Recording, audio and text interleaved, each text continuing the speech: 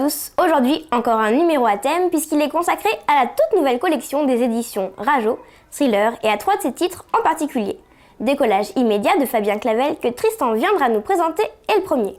Quant à Julien et Adam, ils reviendront sur la nouvelle série d'Hervé Jubert, un deuxième titre très gourmand. Moi, je vous lirai un petit bout d'un troisième. C'est parti!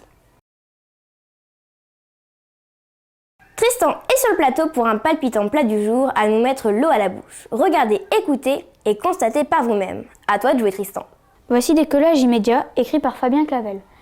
Il a été publié le 7 mars 2012 et fait partie de la toute nouvelle collection Thriller chez Rajo. Alors Tristan, de quoi parle Décollage immédiat?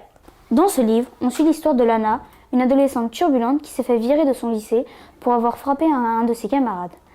Elle est furieuse en entrant chez elle car elle est innocente et elle sait que sa mère, une hôtesse de l'air avec qui elle ne s'entend pas bien du tout, va la punir et qu'elles vont encore se disputer.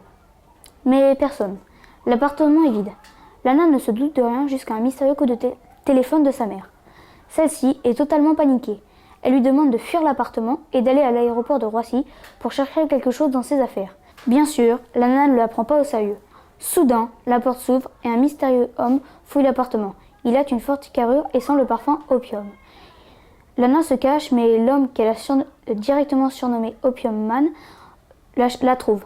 Elle finit par s'enfuir, mais ne pouvant prendre aucune affaire dans la précipitation, a du mal à arriver à l'aéroport Charles de Gaulle. Elle finit par y arriver et, à la consigne, on lui remet une clé USB avec des informations cryptées, un ancien passeport et la carte bleue. Bien sûr, elle connaît le code, ce qui lui sera extrêmement pratique. En ouvrant la boîte mail de sa mère, elle découvre un ancien message d'un certain Crip, parlant de la clé USB.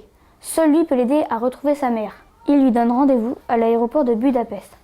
Elle achète les billets quand, au moment du décollage, elle voit Opium Man qui la recherche. Qui sont Crip et Opium Man? Et qu'y a-t-il sur la mystérieuse clé USB? Où est la mère de Lana? Pourquoi a-t-elle disparu? Décollage immédiat pour un nouveau thriller passionnant et excitant. Et toi, qu'en as-tu pensé? Décollage immédiat est un roman que j'ai vraiment apprécié. Tout d'abord, la couverture et la photographie est très belle, car la salle d'attente est l'endroit principal où Lana passera le plus de son temps. Ensuite, même si on a fait un thriller, on est confronté avant tout à la recherche de la mère de Lana. Le scénario est très bien construit, car une adolescente qui perd sa mère, qui est obligée de faire des voyages à travers toute l'Europe et qui est poursuivie par des inconnus donne encore plus envie de lire la suite. Le lecteur suit les aventures de Lana, personnage qui va évoluer pendant tout le roman. Au début, on l'aperçoit comme une ado turbulente qui s'est fait renvoyer de son lycée. Elle ne s'entend pas bien avec sa mère et quand elle va disparaître, elle va se rendre compte qui elle est vraiment.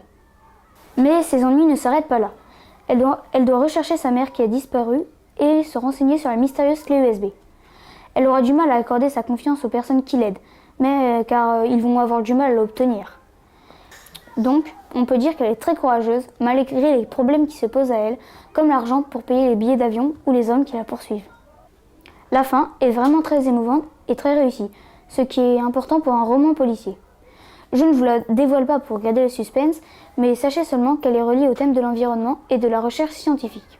En conclusion, je vous conseille vivement la lecture de ce livre qui m'a beaucoup plu et d'autres livres du même auteur ou de la même collection, Thriller chez Rajo.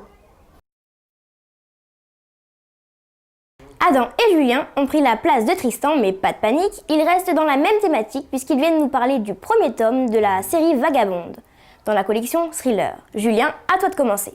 Avec Adam, nous avons eu la chance de pouvoir lire les épreuves non corrigées du nouveau roman d'Hervé Jubert. Il s'agit du premier tome de Vagabonde, Les voleurs de tête. Alors Julien, peux-tu nous raconter les aventures de Billy Bird et son petit frère Séraphin? Billy Bird est une jeune collégienne de 15 ans. Elle attend depuis 3 jours son père qui semble avoir disparu.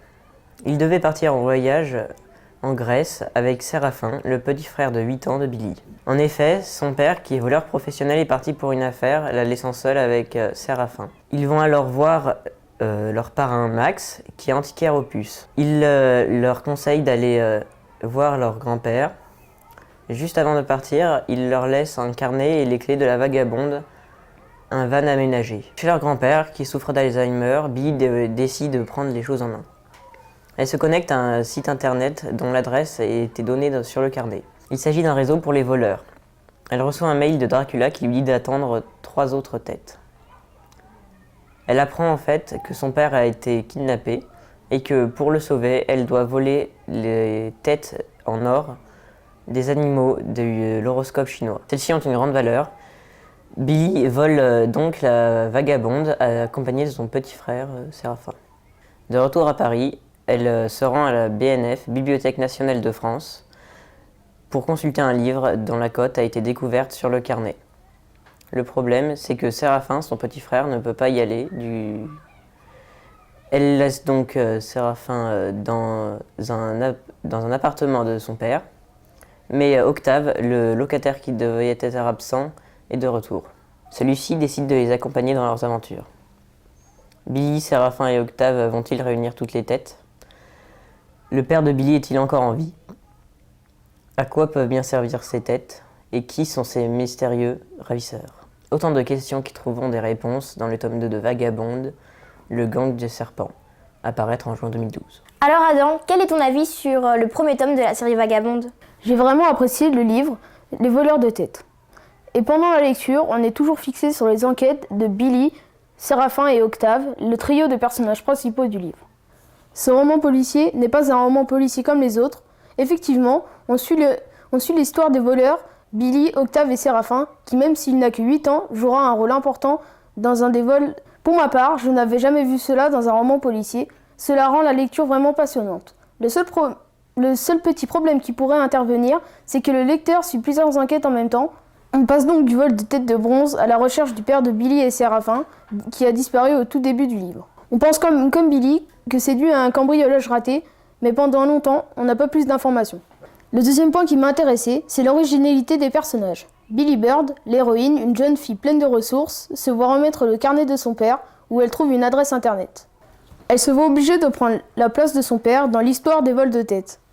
À cette mystérieuse adresse, elle rentre en contact avec un certain Dracula. Il s'agit du commanditaire qui avait commandé à son père les 5 têtes d'animaux en bronze. Il semble particulièrement mystérieux sur ses motivations dans cette affaire. Enfin, j'ai vraiment apprécié les différents voyages de Billy et son frère. Leur véhicule, la Vagabonde, qui est aussi le titre de la série, est comme un personnage important qui les accompagne dans leurs aventures. Ils se baladent dans toute la France. Depuis Paris, ils vont à Rochefort rejoindre leur grand-père, puis retour à Paris pour visiter la Bibliothèque nationale de France. C'est ensuite parti pour les vols dans le Puy-de-Dôme et sur la Côte d'Azur. Dernière étape du périple, l'Angleterre et sa capitale Londres. En conclusion, j'ai vraiment apprécié ce livre grâce à sa grande originalité. Je vous conseille de le lire et pour les meilleurs lecteurs, de découvrir les autres séries d'Hervé Gilbert comme Blanche. Enfin, sachez qu'un troisième roman est sorti le 7 mars dans la collection Thriller et qu'il s'appelle Spirale de Paul Alter. En voici un petit extrait. 7 juillet. My love. Oui, je sais ce que tu penses, mon cœur. Je sais que tu as dû t'inquiéter et me maudire, mais je n'ai pas réussi à te joindre plus tôt. Impossible.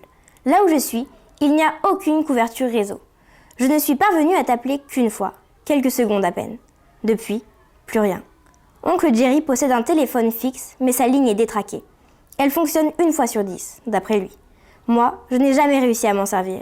Quand je suis allée au village, j'ai voulu te téléphoner depuis la poste, mais cela n'a pas été possible non plus. Bref, je me suis dit qu'il ne me restait plus qu'à t'écrire. C'est une bonne chose, car cela laisserait une trace de ce qui m'est arrivé. Quelle histoire! C'est à peine croyable. Au point que je me demande si je n'ai pas rêvé, surtout le soir où j'ai vu l'inconnu pénétrer dans la tour. Mais d'abord, il faut que je t'écrive le vieil hôtel. Il faut que je te décrive le vieil hôtel sinistre où je me trouve. Je crois que je n'ai rien exagéré en te parlant la dernière fois. Je l'ai même trouvé pire que dans mes souvenirs. Il faisait beau à Paris, souviens-toi, lorsque je suis partie. J'ai changé de train 2 fois avant d'arriver à la gare des 7 chemins. Un grand nom pour un village perdu, dont la gare fait figure d'attraction principale. Des maisons blotties autour de l'église, des calvaires çà et là. Il n'y a rien d'autre. C'est à cette gare que devait m'attendre l'oncle Jerry. Il est arrivé avec 1 demi-heure de retard. J'étais seule sur le quai, seule à être descendue dans cette gare, et j'avoue que je n'ai pas vu grand monde par la suite non plus. On dirait que les gens se terrent dans leurs maisons, de solides maisons en granit, bâties pour défier les tempêtes. Et ça se comprend, car ça souffle par ici. Eh ben, 2 plats du jour, ça cale, pas vrai? Attendez de voir le menu alléchant que nous réserve le prochain numéro et ceux d'après.